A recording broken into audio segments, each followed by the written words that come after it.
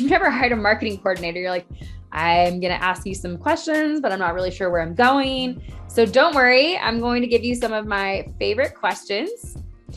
The very first thing I like to start off with is, what's your story? Again, I am looking, do they know how to do some storytelling, which is very important for the role of a marketer? Do they know how to edit? Do they drone on with a bunch of boring things? Do they tell me things that are inappropriate to say in a job interview? Do they go from the beginning to the end? It gives me a lot of insight in how they process things and think about sharing information, which is super important for a marketing coordinator. Another thing that I always love to ask is, what is a new tool or software that you've recently learned? There's one thing that I get super excited about. If I hear that somebody knows how to use Adobe Premiere Pro, which is a video editing software, and that they taught themselves how to use it, I 9 out of 10 times will want to hire that person. And the reason for that is it's a very complicated software. That means they have video editing capabilities, but more importantly, they were able to teach themselves a very complicated software that usually requires you to use an array of different resources to figure out exactly what you want to do. So most likely you have to read blogs, you have to use the Adobe manuals, you have to use YouTube videos. It's hard to find that information. So whenever I hear that somebody taught themselves Adobe Premiere Pro, I do a little dance inside. I'm like, ooh, this is my person. And I get super excited. But I am looking to make sure that they know how to teach themselves a new software. Another thing that I like asking is, what are some trends that you're seeing in the market that you're excited to explore? I'm looking for something that is actually new. I get a little frustrated when they tell me something like, I'm really excited about TikTok. Cool, TikTok's been on the market for 2.5 years. At this point, you're a little bit behind, which is, if you are, that's fine. But for my marketing coordinator, I have higher standards on that. So I'm looking for something that is new, or at least a new take on something, and that shows that they know what's happening in the industry. I like to ask, out of writing, graphic design, photography, and videography, what are you most excited to explore? Again, this is a kind of a trick question. I love people who are interested in writing. Obviously, that's great. Graphic design is also good if I have like a graphic design forward business. There is a trick to this though.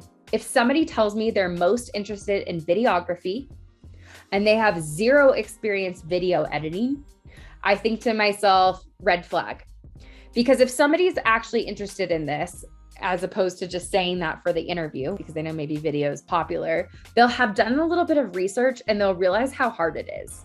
People who say they really want to pursue videography without ever having done any of it makes me think that they can't align reality with like their expectations. And it's a bit of a red flag. Some others that I really like are, what are your favorite marketing resources? A lot of times I'm looking for maybe an old school book combined with a good blog or a marketing expert who's out there.